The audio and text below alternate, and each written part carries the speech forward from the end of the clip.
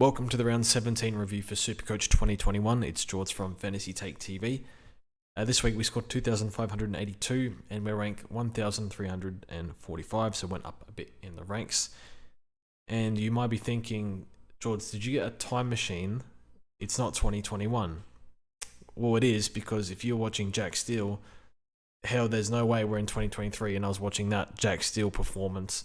That was prime Jack Steele back 2-3 years ago when he was at his best, so in his bigger 150, so it was great to see him back in form. So yeah, 2021, what's going on? Second year of the pandemic. Who won the flag? Is it Melbourne? I think Melbourne won the flag.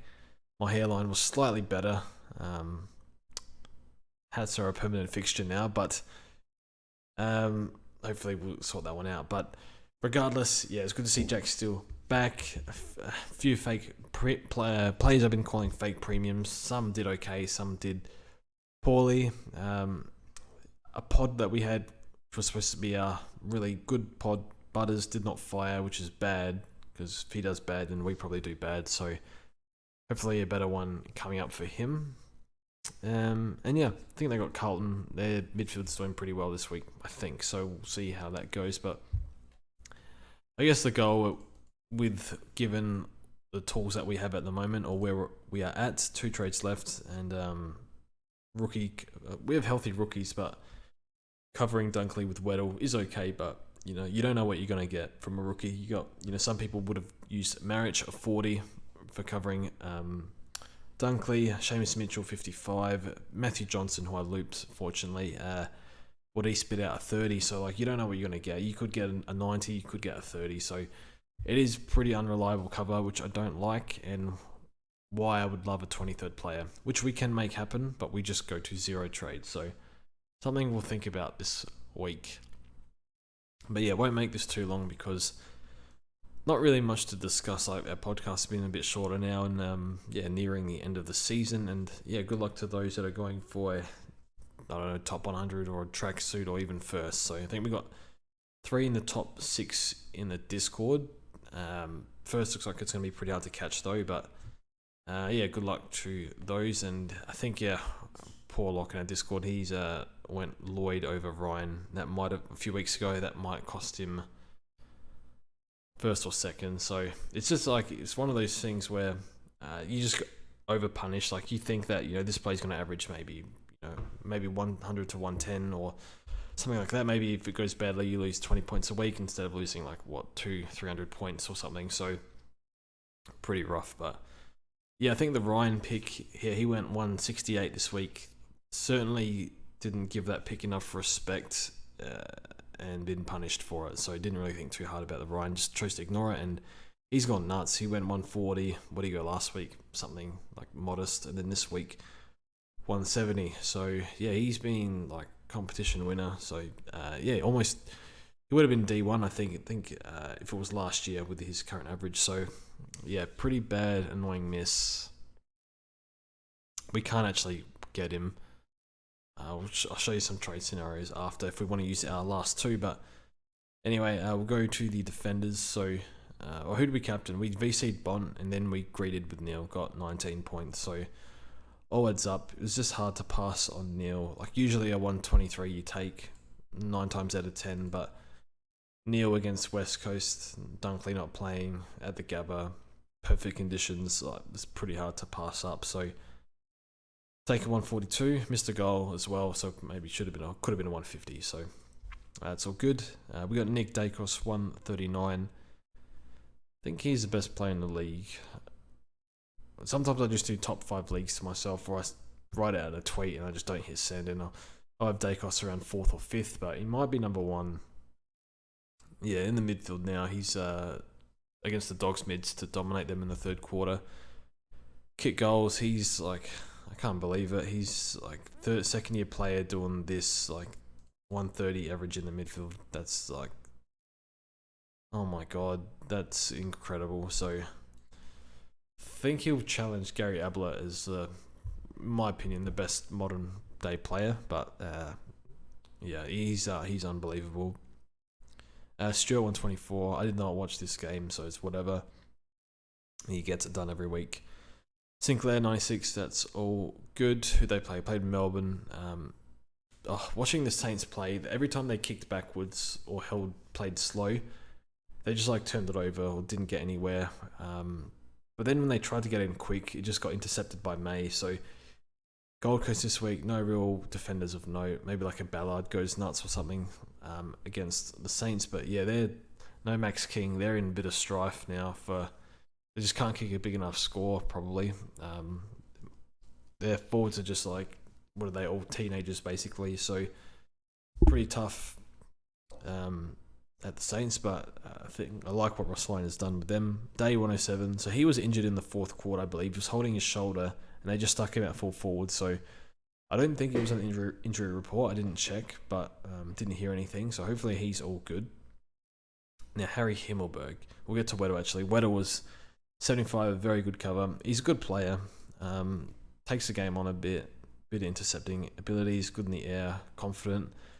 He wanted the ball as well, which was good. So that's adequate cover for a rookie cover. So I'll take that. So very happy with his performance. Could have played Johnson instead. Didn't greet it, which was good. So got that one right. Now Harry Himmelberg. I've never seen this strategy of not going all out on when you're playing for a contract and you're a free agent. So, contract year, you saw Jake String in his contract year go nuts. To go up his game in contract year and whatnot. I'm sure there's countless examples, but he is not concentrating. He's just out there to have a kick.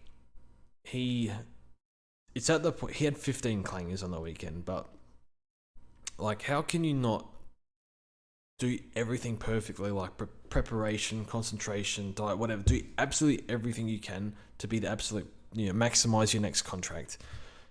But I don't know what his problem is, but watching him play, it's at the point where, 15 clangers in 2 weeks, he's had, which I tweeted. He gets the ball, and I'm just thinking to myself, he's going to turn this over, he's going to stuff this up. And then it happens, and then I'm like, yeah, that's exactly what I thought. Because that's happening far too often now. Kicking into the man of the mark, missing targets, like takes an intercept, great intercept, turns it straight back over.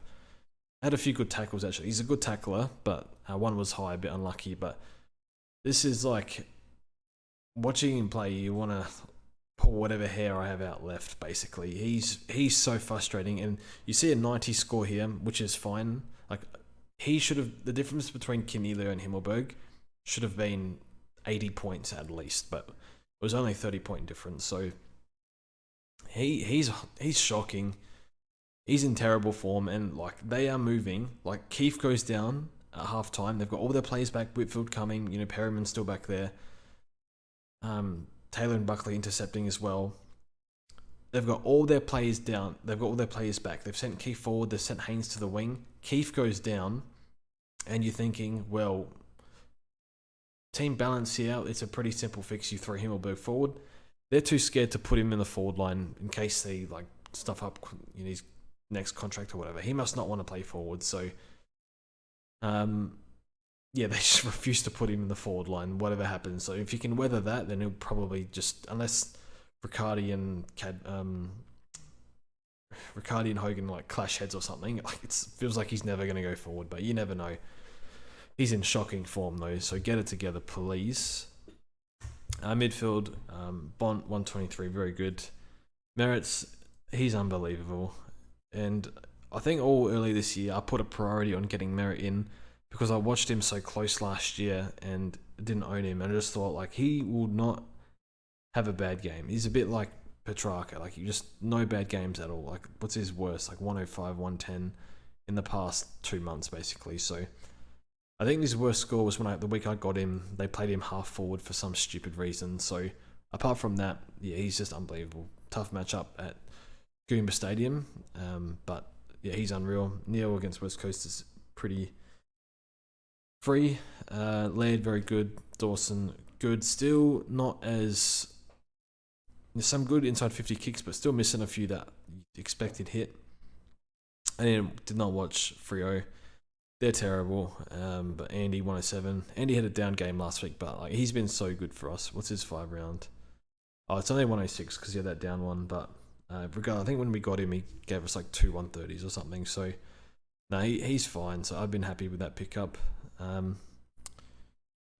Green 73. Where are we at with Thomas?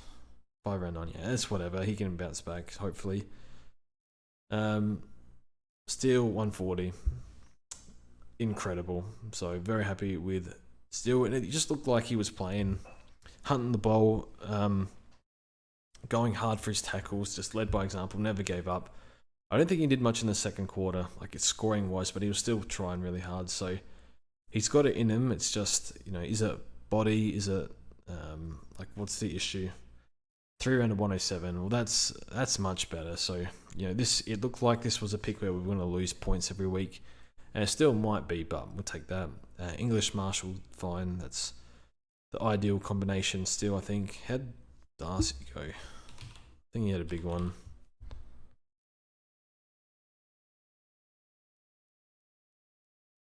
Wow, 145. I think next year I'd like to pick English and Darcy, and then if injury comes, you just deal with it then. I know Cherry's going to be there. He'll be cheap. He scored okay today, I think. Actually, I did watch a little bit of that game. I watched a bit of the first quarter, actually, but almost fell asleep.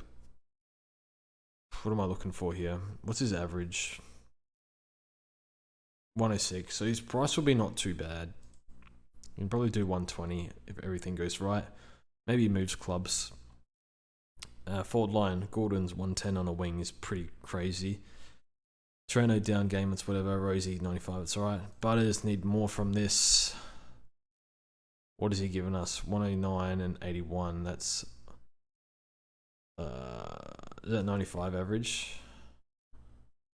My brain's not working. Yeah, something like that. So could have gone Cogs, and then we would have been able to get Sicily, but I don't know. I didn't really think it. I just thought let's get Butters. Keys 82, bad roll ish. Like he pushes up into stoppage, but first half he couldn't score well because Essendon like almost broke the record for this year for most disposals in a half. So no one could get their hands on the ball. Oh, Crows were terrible today. Like made up the score in the last quarter, but the game was dead. So whatever. Darcy Cameron, fraudulent fantasy Supercoach pick, I think. I just don't think he's that good. So Roll's still there, so he should be scoring better. Oh my god, he's got Shrek. Okay, he's got Port, so that should be okay with Lyset's not there. Carlton Rucks aren't that good, so Shrek's gonna kill him. Fixture the rest of the year's not too bad. Big O's annoying. Geelong, is it Stanley they're rocking with? I don't know. So that's the team. So I don't think Dunkley will play this week. If he does, great, but I don't think they need to risk him. They've got Lyons, who's like suitable, not as good obviously, but like might as well give Dunkley another week off if Lyons is playing decent. So this is an interesting one. Whether you go to, it sounds pretty stupid to go to 0, but I feel like if we can get 50 points on like with Weddle, like Sicily's back as well, or Johnson subbed out today. Like I honestly don't know what they're gonna score. So for Fremantle got again, I just checked that. They got Collingwood, so that's bad matchup. And then Hawthorn have North, which is a good matchup, but like Weddle in defence, like they can play him key position, they can play him wing, they can play him lockdown, they can play him like anywhere. So I don't know what he will score. So I'll just like check some trade options. So we'll trade in, say Gilby for now. I think we can probably go Cooper Harvey. And I would like a defender because defender means we have defender cover. So if we go a midfielder or forward, we don't have a 7th defender. My preference would be Jack McRae. How much is McRae? But he's not a defender. Whoops. This microphone's in the way of the screens. I can't see properly. Let's go average. Oh, we could get McRae. Or we could get like Cooper Harvey here. That would be my preference, but I want a defender to cover, because if we get, Day was already half injured during the game, one injury. Stewart's durability is not perfect either, so and you never know, like tackles and suspensions and whatnot could happen. So let's look at defenders, or what could we get in the midfield? We get Sarong, get Parrish. Played alright today. Anderson should be fine. They're playing 2 half forward. What was the CBAs for Tuke Miller? Did read on Twitter they're playing him half forward. Oh my god, 17. So they're actually playing him deliberately at half forward. Anderson stays. Rao has to stay basically. And then Flanders is the third one, which is what we kind of were hoping for. Or the fourth with Tuke there. So it's interesting. Tuke might be a bit underdone though too.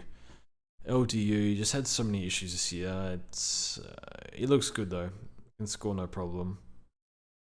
Not Trelaw 50. No from me. Kelly's playing wing. I can't believe he scored 23 either. So if I could pick anyone here, it would be Sarong, I think. Probably Sarong. Well, actually, no, I'd probably go Anderson, because Sarong might have that ankle issue. But we want a defender, so I don't really know who to pick here. So the obvious one we can't afford is Sicily. And then Ryan, we are short on. I'd probably do that if I could, but I can't. So yeah, just needed to take one less of his 18 intercepts. We can't get Houston. We can get Daniel. I don't understand Daniel's role, so if someone can explain that to me, that would be great. I think Daniel had one bad game against someone when his CBA's dropped. And Daniel, I don't even like him as a player much, so I probably won't. Now, it might seem obvious to pick Sam Doherty, but he played over 75% of the game on the wing. I don't like that. The West Coast, Port this week. I think he's got West Coast and St Kilda, good matchups for him, so I don't like that on the wing. That's yuck, no good. Dale with Richards and stuff back, it's probably a no from me. Sard's no. Ridley's injured. I don't like anything here. The only Doherty would be the one. Or could go Daniel, but I'll leave it at that. Could go McRae, but then I'd bet on no defender injuries, which is very annoying.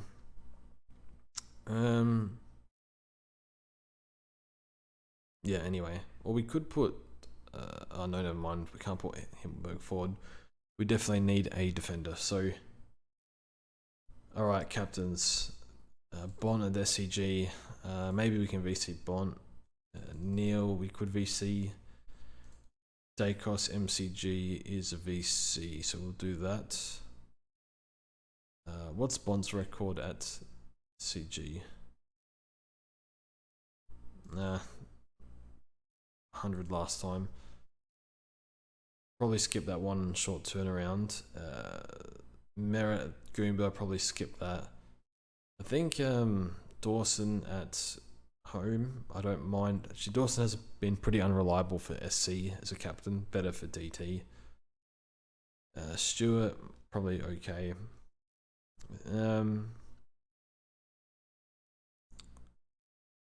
Brio got Collingwood, can't go there. I'll be English into Dacos, I think. We'll do that. English into Dacos. So, yeah, I might use 2 trades to get to Doherty. Do a bit of reading on that, but I don't like the wing time. I don't like that at all. So that's all from me. Thank you for watching, and we'll see you in the next one.